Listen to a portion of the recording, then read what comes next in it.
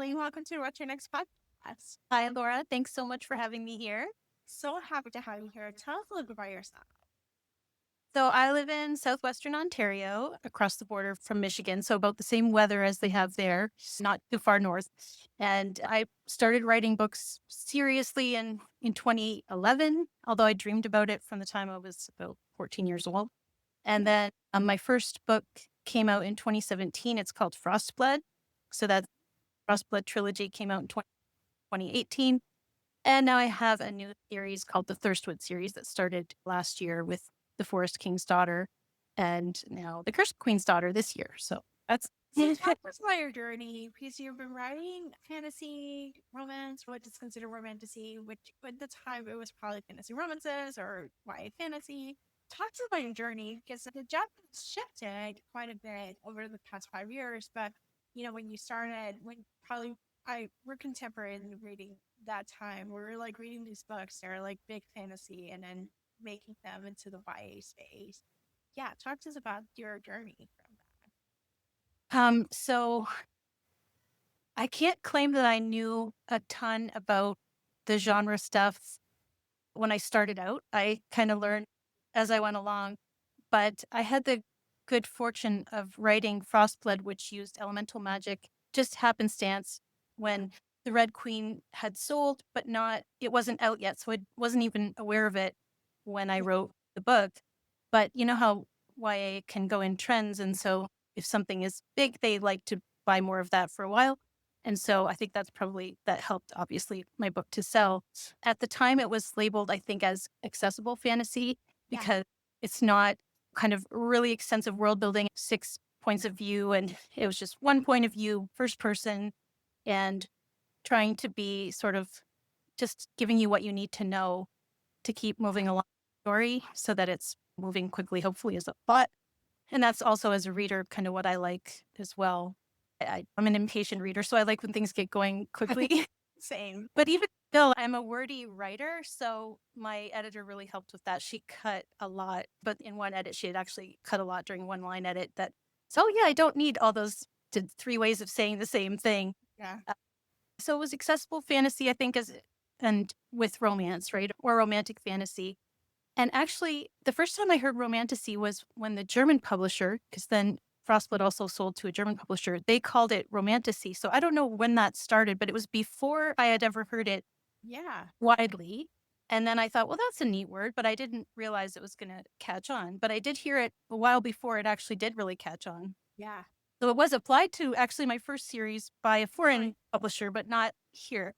And then, yeah, so the landscape did change. I had a gap, obviously, like 7 years, I think, in between when Nightblood came out and when The Forest King's Daughter came out. Part of that was I just couldn't come up with the next great idea. Like I wrote a couple books that didn't sell because that happens to people, Yeah. right? Or one idea that sort of was a spin-off that, you know, didn't sell. And then another one that I still like to go back to, actually. And then in 2020, I just started reading fairy tales just for comfort. And that's when I started to get ideas for this bloodthirsty forest. And my dad had also said, why don't you write a book about a forest? Because he loved trees and forests and everything. So that's when the idea started percolating. So I probably didn't even know when I was first started writing that Romantasy was going to be big. And then it sold in 2021. I think by then I knew, but it wasn't that I set out with a plan of trying to get on to any particular trend. It's just, as usual, me kind of writing whatever my brain comes up with and like hoping somebody wants it. And I actually thought it was a little bit too weird. I didn't know if my agent would even like it. And she Yeah. really did. And I was surprised and happy. And then I was surprised again when it sold to my same publisher that published Frostblood, which is Little Brown.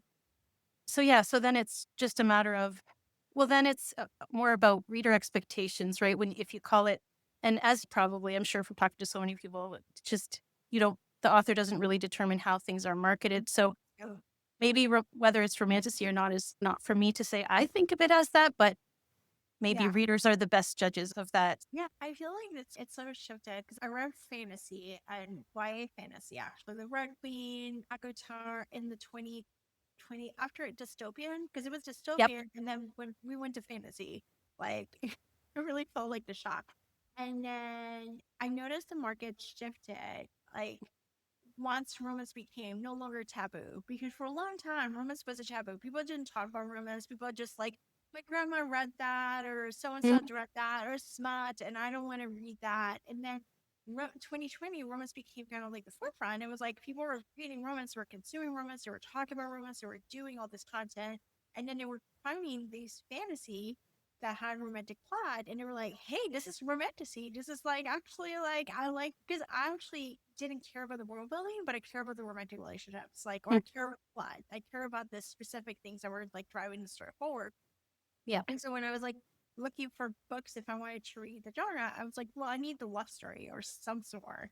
In some ways, now the market has exploded that everything gets romantic. You're like, well, Yeah. is it romantic? Is it fantasy romance? And like, how do you make, because a lot of it's a marketing term, is like, we're just trying to sell you the book. Yeah, and that's the tough thing about when the trend gets more crowded, is like trying to stand out and trying to get eyes on your book when there are so many different ones competing. And the other shift, of course, is there was a sort of a trend for young adult romantic fantasy. And now there's a lot of adult fantasy, adult romantic fantasy, which I love, which I'm very excited about. And actually, that's what I'd like to write next, is adult romantic fantasy or romantasy rather than young adult. But which seems like that's it, where a lot of people are going. But I'm happy about it. I'm excited about it. Yeah, I think we're all growing. It's a weird thing because I feel bad for Gen Z, because we had YA, we were fat and happy reading YA in our 20s and 30s, and then now in our 40s are like, okay, we don't want to do YA. We just want them to be adults now. And I've seen a lot of YA authors that I read, grew up reading. It's like it's a rite of passage, whether they do fantasy, they do other genres, they may do rom-coms, they may do thrillers, or we're trying to explore other things. Because I think with YA, there's constraint about the coming of age. There's Mhm. the happy for now, not happy for ever after. There's like the specific, there's parental figures, there's different constraints that Right. you have with YA Yep. that you don't have as an adult. Like, you don't need to deal with parents. You don't need to deal with. They can make adult decisions. Like, they can choose wherever they want. They can choose to get divorced or break up or Yeah. choose a different thing. They have different problems. They don't have the same problems that a YA will have, like a coming of age story. Which I think it's True. like, it gets you freedom to figure that out. Yeah. That's true. That's very perceptive. And that's interesting because I have always been writing some sort of coming of age. My themes are very much about figuring out who you are and accepting yourself. So, gee, what themes am I going to write about if I write adult romantasy? Now I have to think. I don't know, because guess what? We're still trying to figure out. Oh, I consider myself a teenage mom, and I don't have children, but I'm a teenage mom to my parents oh yeah. in an adult body. I'm like in my 40s. I'm middle age. This I feel the same. I mean, who among us really is has it figured out? so.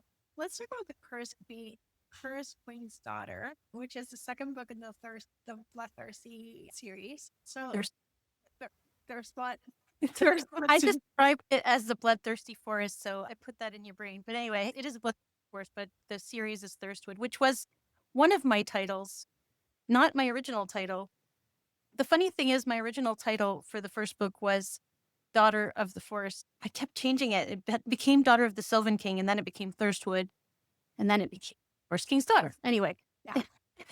Let's actually talk about like both books. Let's talk about the first book because they're companion novels. They're like, you can read them both at yeah. standalone, get the most Uh, out of it. So let's talk about one first, and then we'll talk about book two. okay, sounds good. I keep diverging onto that one, but yes, that is important to note that they can be read independently or out of order. But yeah, there would be some spoilers, I guess, if you care Yeah, about that for the first book. If you read the second one first, however, it's totally fine to do that if the tropes in the second book seem more interesting. Yes, it's got the sort of Hades and Persephone and meets 12 dancing princesses. Those are things I love. So if someone sees that and was like, well, that's the one I want to read, then it's totally fine to read that one.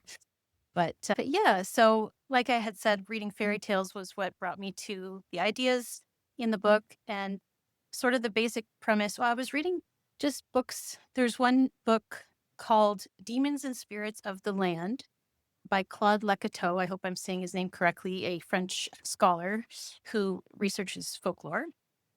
And he talked about it's a lot of the rituals that humans used to do to clear the land of the perceived threats of these land spirits or whatever beings lived there in wild places before humans inhabited them. And he talks about all these rituals that people actually did to clear the land and make it safe and habitable. So I was thinking to myself, like, if these basically fey creatures, these land spirits or whatever you want to call them, were being driven out by all these humans and their rituals and couldn't live in harmony, what would happen to them if they could no longer live in their home? So the premise is just that they have moved into this bloodthirsty forest as protection from the humans. So a lot of different fae, different types of, I call them land folk, but because that's what's in the book, but they kind of are fae. And Sylvans are like dryads, and then there's the Dracu who live underground. So there's different ones who've been sort of forced into proximity who weren't in proximity before, and so they have conflict. And so that's where the basic conflict comes from. And in the first book, Kuboy and Sylvan, the daughter of the Sylvan King, actually princess, they, unbeknownst to each other, they both are kind of sneaking out at night and curious about the forest when they're not supposed to be out, and they meet and become friends. And Zaru gives Cassia a ring, which he thinks is just a trinket, and he's been giving her gifts every time he sees her. And it actually turns out to be something really important that he should never have found. And it actually has this power of light that can hurt his own people. And once it's in her hands, her father, who's a warlike figure, the Sylvan King is a very warlike figure, he forced her to learn to use it in this war against the Dracu. So yeah, it's sort of friends to enemies to learn. Over. Like Yeah. they're not supposed to be together, just like Romeo and Juliet. They're not, Yeah. It's just a bad idea. they're going to war. They're at war. Literally, his gift leads to a war because the Drag Queen demands it back. And of course, the Sylvan King is not going to give back this powerful weapon. So that leads to 10 years of war. And that's where the beginning of the book. So that's just introduced in the prologue. And then the chapter 1 is after they've grown up a little bit and they've been at war for a long time. That's the first book. And then the second book, we have a different couple of characters who have dresses, dance, and again, they're not supposed to be together. That's very true. So, right, the second book is about Thea, another sister older than Cassia, actually, and she's very different from Cassie. Cassie's kind of a gentler character and doesn't want to be in this war, doesn't want to hurt anyone. Thea doesn't mind hurting anyone. She's really warlike, very confident, and believes in herself, and wants to be first huntsman, which is sort of the top title among their people in their army. And so she wants to prove herself. But she has these two problems. One is that her mother disappeared several years before, and everyone's been told that her mother went into her tree to rest because Sylvans are like dryads. They have a earth tree where they go to rest and rejuvenate if they're sick. But she knows that's a lie. She knows that she has to carry this secret that she knows that's not what happened to her mother. She doesn't know what happened to her mother, but she knows that's not true. And then also, just on her 19th name day, these dresses start appearing out of nowhere in her bedchamber on her hearth. And they continue to appear, and it turns out they're an invitation to this dance in this other realm. So I don't want to give too much away, but it turns out the person sending this invitation has information about her mother. So she kind of has to realize that she has to go into this other realm. And the problem for her is that the power in this other realm is these shadows, and they can't be killed by a sword, which is what she's proficient with a sword. She's good at battle, but that doesn't help her in this new environment. So it's a little fish out of water and very frustrating for her. Yes, she has to deal with demons and shadows. Can you ask whatever? Oh my gosh, I cannot fight it with my sword. I actually have to think about another being that's unknown to her. And again, coming of age. That's right. That's true. Yes. Learning that her simple way of dealing with problems or the way she's always been taught to deal with problems just doesn't work. And she needs other skills. And then she begins to question things that she thought she knew about her people and her family too. So, yep. Lots of coming of age. Elly, let's talk about some books. Let's talk about the books you read cross genre. You read from fantasy to romance, nonfiction to old genres, right? Yeah, I do usually go in sort of stages of I'll read one genre, a whole bunch of it, like a few years ago, like a whole ton of historical romance. So lately I have been reading more young adult fantasy. So, and it's also because then you get asked to blurb a book. So you tend to read books for blurbing as well. But yeah, so mostly young adult fantasy, but I'm still so behind. I don't know about you, but like I am so behind. I have so many. Like it's to the point where I'm like, when I Yeah. need to quit my job, I need to quit podcasts at my job And just read. and just read. Yeah. Maybe I would there's be the hope worried. if that's all we did. Yeah, because you're podcasting. I can't. Oh, I believe it. I don't know how you do it all because it's hard enough. And I'm a slow reader as well, so that makes it Yes. interesting. So I can't skim. If I try to skim, I'm just not absorbing what's going on. So No, and you read paper, right? Or I like to read. I do prefer paper. That's still my favorite. But I do read ebooks and I listen to audiobooks as well. I actually just rediscovered paper after 10 years of doing ebooks. I was like, oh, this is great. There is something to be said and not having to have to tell me how long I have left over the book or tell me the percentage of it and just holding this stuff and going analog. I was like, this is great. We're I just think on paper. I think that's why I like it because I think my attention span has been Yes. really damaged by my It's smartphone addiction. yes, my phone addiction, like it's terrible. I can do audiobooks because I like audiobooks. I can listen to them in the car. I can listen to them to different places. On Mhm. Libby, actually, this is my favorite soothing thing. I go on Libby on the library app and I scroll. I listen to an audiobook and I see all the books that I want to read that I'm nervous to read because there's too many. Yeah. But paper has been mind blowing. I was like, wait, I can just sit and read a book and not have to think about notifications and stuff to do. Yeah, exactly. That book just becomes your world and you can just Yeah. Yes. It feels like rediscovering reading again. And I'm like, oh, this is great. yeah, that's a good way to say it. Yeah. All right. So let's talk some book recommendations. You have a couple ones you want to recommend us. Yeah, so I just finished reading Until the Clock Strikes Midnight by Alicia Dow, and I haven't read any of her books before. And I have to admit, I actually have it here because I just finished it. Should I Yeah. show it?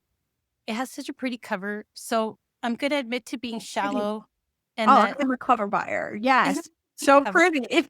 And just the look of it, the fairy tale look, and with the news being so heavy lately, I was like, yeah, I'm going to read this book that looks like maybe it won't destroy me. No, it seems like Bridgerton vibe. Dresses, because the main character, Darling, her name is Darling, she's a fairy, and she wants to be on this mortal outcome council. So there's these celestial beings who try to sort of manipulate the mortal world or help people or whatever. And she wants to be on this, but usually fairies are not guardians. So she's kind of already doesn't fit in. So in order to prove herself, she's given an assignment to a mortal, but they also assign a misfortune, who's another type of, I don't know exactly if I should say celestial, but a being with powers as well. But most misfortunes have a different belief. So Darling believes that everyone deserves a happily ever after, and misfortunes think that striving for happily ever after can lead you to your doom and to unhappiness and to a miserable ever after. So they think it's much safer if you go for an ordinary ever after. So this misfortune, his name is Calamity, or Calum for short. I got to show the cover again. So Yeah. and they end up sort of being in this fake engagement in order to hide their identity from the mortal that they're trying to help. So there's also the forced proximity and sharing a room and stuff like that. And they're just so different, right? But there's an immediate chemistry. But they're both trying to help this mortal and they both think they're doing what's best, but coming at it from different values, right? Thinking she should go for love and should be happy. And thinking, no, that's too dangerous. Love is just the root of unhappiness for people. They should just not strive so high. And Yeah. so, yeah, so I don't want to give anything else away, but there are dresses, there's a ball, and it's really a fun read. Oh my So gosh. I am enjoyed it. adding more books to my TV. But I'm like, oh, this is like perfect. Because even though I love romance, I don't believe in happily ever. Calum Oh, agrees. when you're just speaking my language, I'm like, Like- so like advocate for me. He's on the same page. Yes. Yeah, it's a break. It's a nice break from heavy stuff, but it also deals with some issues as well. Like the main character, Darling, she has an illness. I forget what she calls it in the book, but it causes her ups and downs, and she has to take medication for it. And that's kind of openly discussed in the book. And it challenges her, and it is hard for her, but it never stops her from trying her best and believing in like happily ever after and all that stuff. So, Oh, this is so good. yeah, it's a very hopeful read for sure. So, Ellie, tell us where you can find you online. I have a website, ellyblake.com, and I have a lot of buy links in there if you're looking to buy any of my books. I'm mostly on Instagram, so you can find me there most regularly. And I'm also on Threads and Blue Sky and Facebook. But yeah, anything else is pretty sporadic for me that shouldn't share because I'm not on there enough. Even like Pinterest, people will message me and then I'll see it like a year later or something. Yeah. So it's probably safest to interact with me on Instagram. And Yep. so- I understand. So thank you, Elly, for being the show. Oh, thank you so much for having me. It was really fun chatting with you. Thanks for listening to the What to Read Next. For more book lists, cozy reads, and library tips, visit the whattoreadnextblog.com. Your next great read might be waiting there.